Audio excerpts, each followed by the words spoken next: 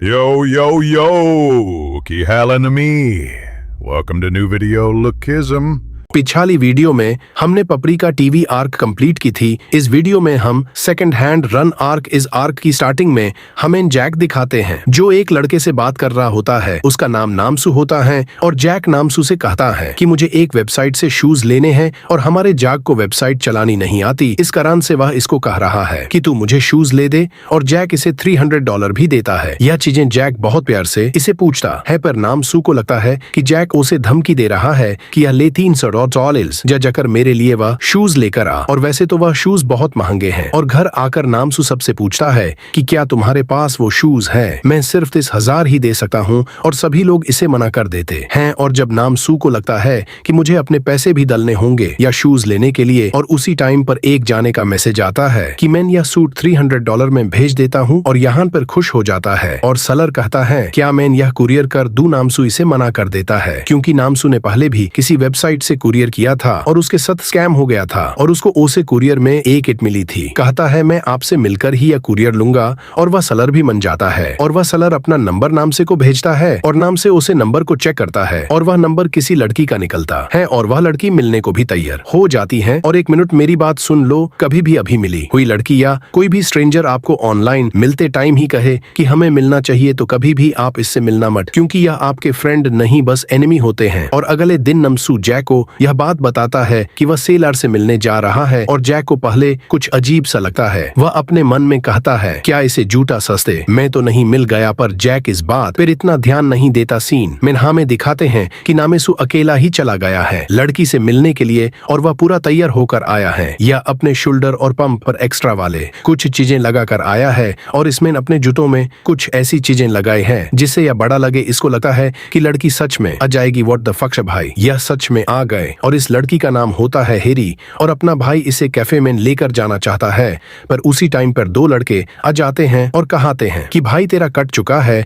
और यह लोग नामसू को एक गली में लेकर जाते हैं और इसके कपड़े उतार कर इससे सारे पैसे लूट लेते हैं। और मैं आपको एक बात बता दूं, यह लड़की असाली तो है और यह लड़का उसे लड़की का बॉयफ्रेंड है जिसका नाम बुझे है। और यह लोग नामसू के सारे पैसे लेकर यहाँ से जाने लगते हैं और नामसू इनको रोकर कहता है कि यह पैसे मेरे नहीं है, यह पैसे एक बॉक्सर के हैं। और नामसू को लगता है कि यह लोग बॉक्सर का नाम सुनकर डर जाएंगे, पर नामसू को पता लगता है कि यह लड़का भी एक बॉक्सर है। और फिर यह नामसू के ऊपर अपनी बॉक्सिंग स्किल यूज करता है। और अगले दिन आकर नामसू यह सारी चीजें जैक को बताता है कि कैसे उसके साथ स्कैम हो गया। और जैक इसे कुछ कहता नहीं है। वह कहता है कि यार मुझे खुद ही जाना चाहिए था। और उसी टाइम पर वहाँ पर यूही किम आ जाती है। और जब जैक यूही किम को सारी बातें बता देता है और यूही किम कहती है कि मुझे ओसे सलर का नंबर दो, और यूही किम देखती है कि यह किसी लड़की का नंबर है। और नामसू कहता है हाँ यह लड़की का नंबर है, पर इस्तेमाल उसका बॉयफ्रेंड करता है। जैक को पता लगता है तभी यह चल अकेला चला गया था उसे लड़की से मिलने के लिए। और यूही क्यों इन्हें लोगों को कहती है कि इन्होंने हमें स्कैम किया, अब हमारी बारी है इनको स्कैम करने की। और यूही किम रहती है कि पहले तो हमें एक नए आईडी और एक नया नंबर चाहिए और एक मासूम लड़के की शक्ल चाहिए। और इनकी क्लास में एक लड़का होता है जीहुन, या उसकी फोटो लेकर प्रोफाइल पर लगा देते हैं और जीहुन को समझ नहीं आता।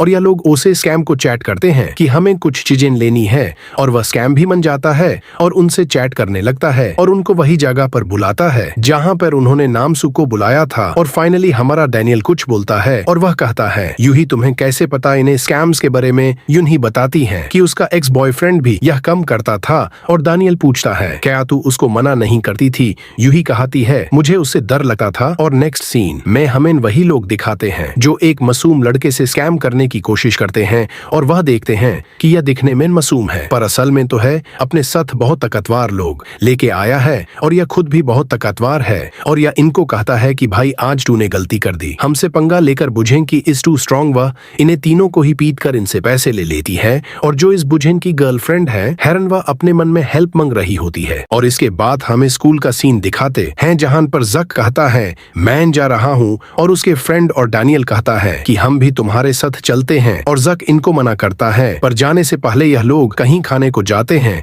और इसके बाद हम इन वस्को भाई दिखाते हैं जो फ्रूट हार्वेस्टर कर रहे होते हैं, और वस्को का दोस्त भी होता है जो उसे कहता है कि तुम कौन सा फ्रूट उगा रहे हो। वस्को जिस फ्रूट के बारे में बताता है प्यूरे कोरिया में नहीं उगता, और इसके बाद वस्को इन्हें सबको देखता है और इनसे पूछता है कि तुम लोग कहाँ जा रहे हो। यह सभी लोग वस्को को बताते हैं कि क्या सब कुछ हुआ है, और वस्को डिसाइड करता है कि वह भी इनकी हेल्प करेगा और अब वह भी इनके साथ जाएगा। और अब यह तीनों जाने जैक, डैनियल और वस्को उनसे लड़ने के लिए जा रहे होते हैं, और इनके पीछे यून ही किम और मीरा और नामेसु भी आ रहे हैं, और इनके साथ जय भी तैयार है अपनी बाइक के साथ। और यह लोग उसे लोकेशन पर पहुंच जाते हैं, पर थोड़ा जल्दी तब यह डिसाइड करते हैं कि हमें इन सबसे पहले कुछ खा लेना चाहिए। तो ओसे कैफे मेन यह खाने लगते हैं, और ओसे कैफे में सभी लोगों की अटेंशन हमारा डैनियल ग्रेब कर लेता है, पर थोड़ा यह दारा भी है। और जैक बाहर देखता है जहां पर मीरा और यूही किम और नामसू है, और बाहर आकर मीरा को पकड़कर पूछता है कि तुम यहाँ पर क्या कर रही हो। और इनसे बातें करते हुए वहीं पर जैक के पास कुछ लड़के आ जाते हैं जो अभी कैफे में बैठे हुए थे, और वह इन्हें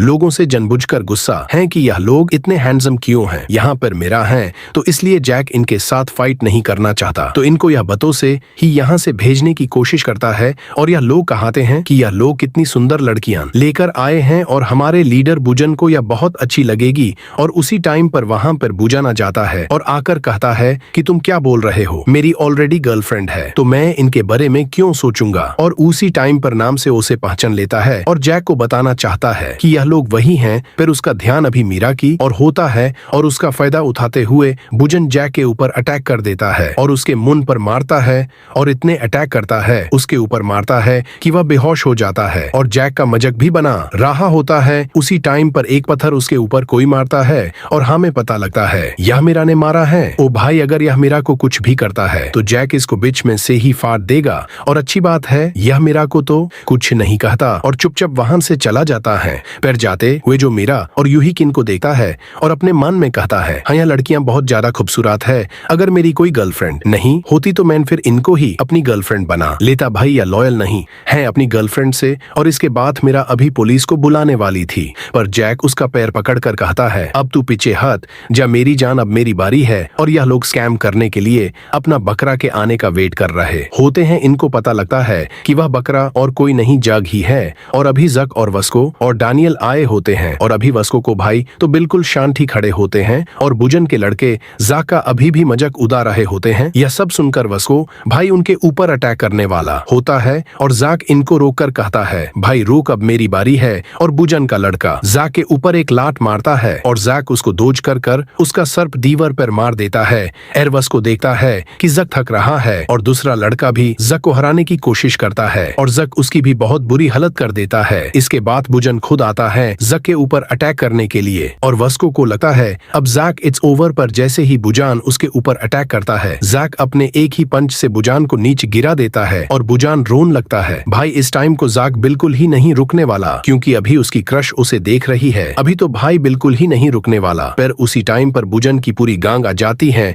और जक अभी इनके साथ नहीं लड़ सकता। तो फाइनली वस्को जैक के सामने आकर कहता है कि अब बस कर, अब मेरी बारी है। और वस्को डेनियल को भी कहता है कि चला तुम मेरे साथ इनके खिलाफ लड़। और वस्को को एक आवाज सुनाई देती है कि क्या भाई वस्को बॉस तो पहले तो न लड़ते हैं, और हमें दिखाते हैं कि वस्को की पूरी गंग वहां पर आ गए हैं, और बुजानों से गंग का लोगो देखकर लोगों समझ आता है कि यह गंग बर्न नकल्स और वस्को की गंग ने लोगों की बहुत बुरी तरह पिटाई करती है। लड़का वस्को के ऊपर भी अटैक करता है, और वस्को इजिली उसे लड़के को ओवर पावर कर देता है। और इसके बाद हमें सीन दिखाते हैं हमारे अमीर जदे लौंडे पर, जिसने अभी कुछ बंदों को अधमारी हालात में किया होता है, क्योंकि यह भी बंद है बुजान की गंग के हैं, और यह अपने बॉस की हेल्प करने आ रहे थे। तो हमारे जय ने इनको इस हालात में पहुंचा दिया है, और दो लोग इनको ऐसे पीता हुआ देखकर आते हैं, और जय को लगता है कि यह लोग भी इनके साथ हैं, तो इसे इनके साथ भी लड़ना होगा। पर यह लोग कहते हैं, तूने अच्छा कम किया कि इनको मारा, वैसे भी यह हमारे लिए प्रॉब्लम ही खड़ी कर रहे थे। और हमें दोबारा सीन दिखाते हैं बुजन का, जो अब डेनियल के ऊपर अटैक करने के लिए आया है, और इसी लगता है कि डेनियल इनकी टीम का सबसे कमजोर प्लेयर है। पर मैं आपको याद दिला दूं, डेनियल ने अपनी मोटी बॉडी में ओसे खतरनाक लोदू से अकेले फाइट की थी, और वह अटैक सारे जक के थे, और अपनी इस बॉडी में वह इसको बहुत बुरी तरह पिलता है। और इसके बाद डेनियल स्केपेट में मुक्का मरकर इसे बेहोश करता है, और जक को ये मुन देखकर उसको लगता है कि यह साला तो एक बॉक्सर है, पर वस को कुछ चीजें नोटिस कर लेता है। वह कहता है कि यह सभी अटैक उसे मोटे लड़के ने भी सेम तरीके से और सेम फुटवर्क से किए थे। मुझे लगता है कि इसका और उसे मोटे लड़के का कुछ कनेक्शन तो है और इन्हें सब में से सिर्फ वस को ही मुझे दिमाग वाला लगता है, पर कभी कभी यह कुछ ज्यादा ही दिमाग खराब करने की कोशिश करता है। और जब बुजन पिट जाता है तब उसकी गर्लफ्रेंड और उसके दोस्त उसे लेकर जा रहे होते हैं और हमें दिखाते हैं कि वहां पर गन भी आया है। भाई यह बंदा जब भी आता है कोई न कोई धमाका करके ही जाता है और यहाँ पर गन इसीलिए आया है क्योंकि यूही किम ने इसे बुलाया है कि अगर फाइट में इनको कोई हेल्प चाहिए तो गन हमारी हेल्प कारण, और गन डैनियल को देकर कहता है और गन आकर कहता है कि लौंडा सच में इम्प्रूव कर रहा है और उसे आदमी ने कहा था कि इस लड़के के ऊपर अच्छी तरह ध्यान देना। और अभी गन किसकी बात कर रहा है वह हमें आगे पता लगेगी। और बुजन गन को देखकर उसे बहुत रिस्पेक्टफुल बात करता है क्योंकि बुजन को पता है कि यह बंदा कौन सा तूफान लेकर आ सकता है। इसके बाद हमें स्कूल का सीन दिखाते हैं जहां पर जक डेनियल से पूछता है, अरे तूने कभी बताया नहीं कि तू बॉक्सर है, तो फिर हम दोबरा लड़ेंगे। और डेनियल इसी टाइम पर इसे जक को मना कर देता है और दर्जन कहता है कि मैं बॉक्सिंग नहीं हूँ। और हमें जक की न्यू शूज दिखाते हैं जो उसने आखिरकार ले लिए हैं और यूही किम को हमें दिखाते हैं जो आकर कहती है कि जैक हमारे एग्जाम आ रहे हैं तो क्या हम साथ में स्टडी करें। और कहता है कि मैंने एक बात बता दुन की मैं पढ़ता ऐसे ही पेपर देता हूँ। और यह बात सभी लड़कों के साथ रिलेटेबल हो रही है। न डैनियल को भी पता लगता है कि हमारे एग्जाम मरे हैं, हमें तो सच में पढ़ना होगा। और यहाँ पर सेकंड हैंड आर्क खत्म होती है।